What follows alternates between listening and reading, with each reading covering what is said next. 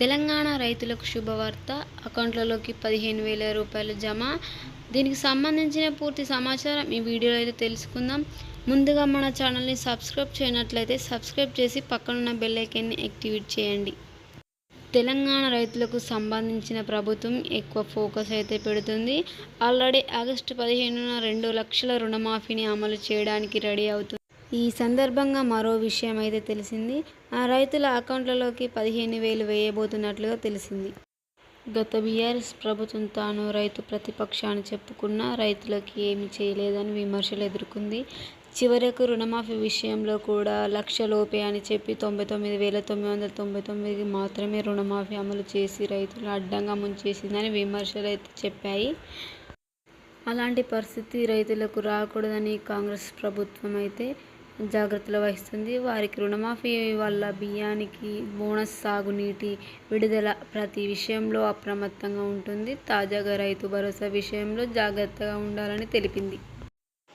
August 15న 2 లక్షల వరకు రుణమాఫీ అమలు చేసేలా ప్లాన్ చేసుకున్న కాంగ్రెస్ ప్రభుత్వం అక్కడితో రుణమాఫీపై ఇచ్చిన హామీని పూర్తి చేసినట్లు అవుతుంది. ఆ తర్వాత రైతు భరోసా సంగతి చూడాల్సి ఉంటుంది. ఇప్పటి వరకు ఈ పథకాన్ని దశలు అమల్లో చేయాలనుకున్నా ఇప్పుడు ఒకే దశలో చేసి ఒకేసారి 15,000 ఇవ్వాలనే ఆలోచనలో కాంగ్రెస్ ప్రభుత్వం టాక్ వినిపిస్తుంది. ఆ ముందు ఈ ప్లాన్ ప్రకారమే రూ. 7,500 చొప్పున 2 సార్లు మాఫీ ఇచ్చింది.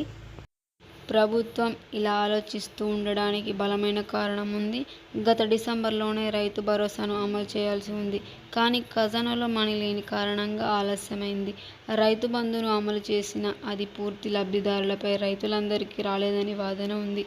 అందువల్ల రైతు భరోసా పథకాన్ని గ్రాండ్గా ప్రారంభించి పక్కా లెక్కలతో లబ్ధిదారులైన ప్రతి రైతుకు పెట్టుబడి సాయంగా అందించాలని ప్లాన్ చేస్తుంది. ఖరీఫ్ సీజన్ కూడా అయిపోయే పరిస్థితి వస్తుంది కాబట్టి ఇచ్చి మనీని ఒకేసారి 15,000 ఇస్తే ఎలా ఉంటుంది అని ప్రభుత్వం ఆలోచిస్తూ తెలిపింది. ఈ పథకం అమలులో 2 సవాళ్లు ఉన్నాయి. ఇంతవరకు విధి విధానాలను రూపొందించలేదు. ఆ రైతుల నుంచి అభిప్రాయ సేకరణ జరుగుతుంది. ఆ తరువాత అభిప్రాయాలను క్రోడీకరించి గైడ్లైన్లు రూపొందించి క్యాబినెట్ సబ్ కమిటీ ప్రభుత్వానికి ఇస్తుంది.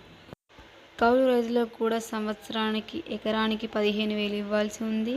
అలాగే రైతు కూలీలకు సంవత్సరానికి ఎకరాకు 12,000 ఇవ్వాల్సి ఉంది. ఈ 2 అంశాలపై ప్రభుత్వం మౌనంగా ఉంది.